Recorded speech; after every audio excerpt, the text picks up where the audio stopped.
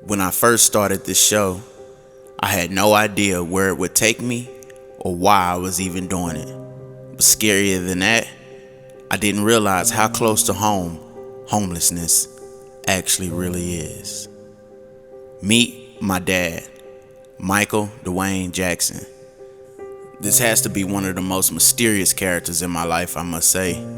The man that I was supposed to be led by, taught by, and guided by was absent from when I was 3 to coming home from prison when I was 18. But everyone around me says that I act just like him or has a lot of his ways.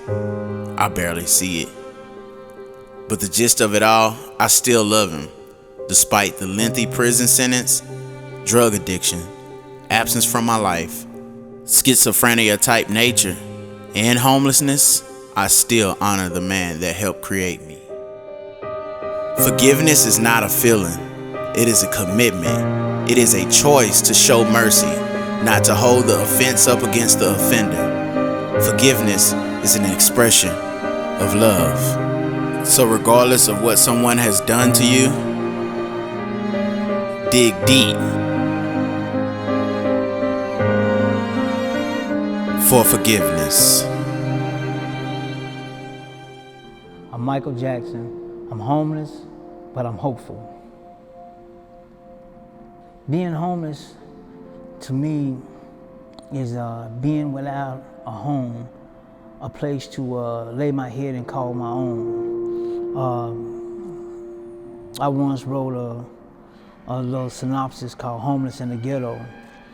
And if you live with your mom or your dad, you're homeless. And you're 21 years of age, you're homeless. If you shacking with somebody else, man, you're homeless. For a man to have his own, man, is a great deal and a great responsibility. My father, John, has illustrated to me what a true man is really about. But I seem to keep failing, not so much in my addiction, but I just can't grasp things like I used to could grasp things. And it's a battle with me right now. Like I said in my poem, The War of Armageddon is inside of me.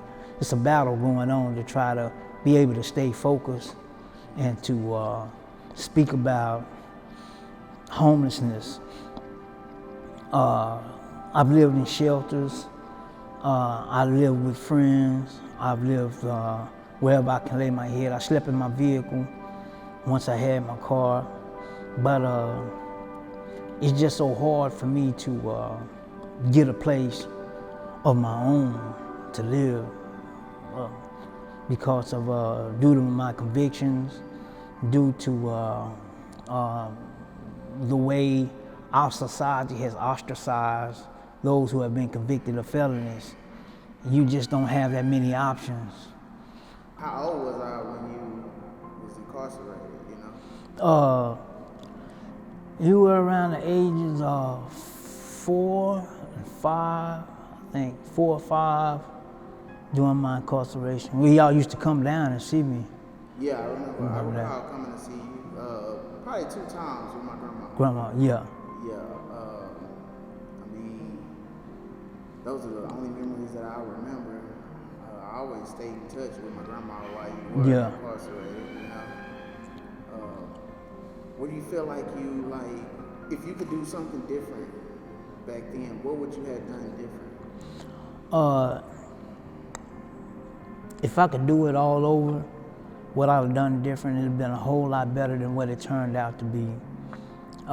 Meaning it didn't turn out bad, but meaning I'd have contributed more towards your progressional development instead of doing it in letters or through my mom and stuff like that. I'd have been able to be there with you to care for you, to give you the things in which you need, man, for nurture and growth. What are some of the positive traits that you feel like you handed down that you can see in me from you? Well, one thing I can see is that you're talented and gifted. And talents and a personality is something that I've always had. within myself, regardless of my rearing and my upbringing, and then, you know, some later parts of my life, some of the struggles that I went through. I've always been a people person. I've always had a mindset that you have to take care of self and provide. Now, you gonna edit this, right? You gonna cut? Okay, I didn't mean to do it. Just sometimes I just go off. Right. Speaking of going off, like you battle with some things. Yeah, I have schizophrenia, bipolar, and PTSD. Right. So. What do you think the post-traumatic stress stems from? It stems from my upbringing, and also it stems from being incarcerated for a long amount of time. What does it feel like being here right now in this moment? I'm elated, and I'm also stricken because I feel, how can I say?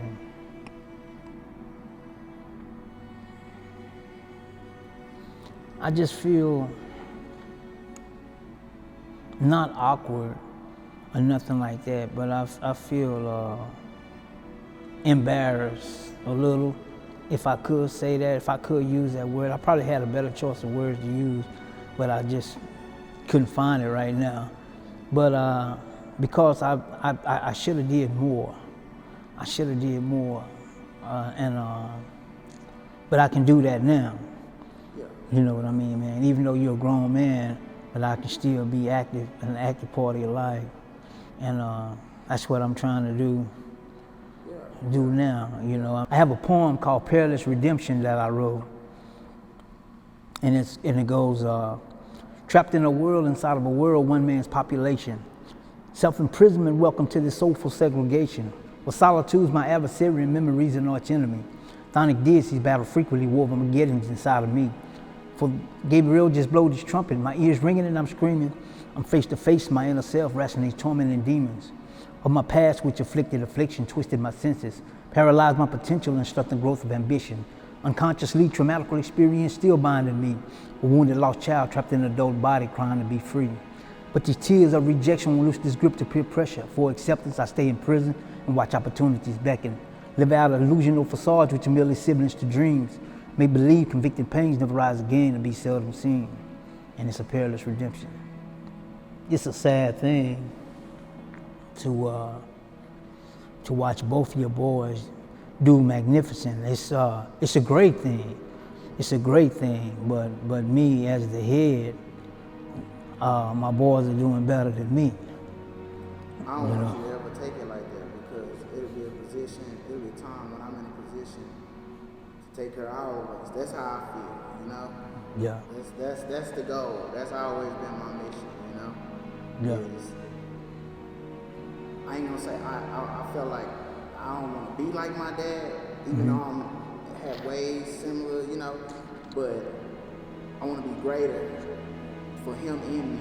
Yeah, and I encourage you to do that. That's my thing, for me and you to be great, so that I can be great and we can restore our generations to come. You get what I'm saying? Yeah. Yeah. One veer off the road don't mess up a whole legacy in my eyes, you know? Yeah, that's exactly right. That's the way I want to see it, man. See, Peace man. and love, man. Yeah. Already, you know?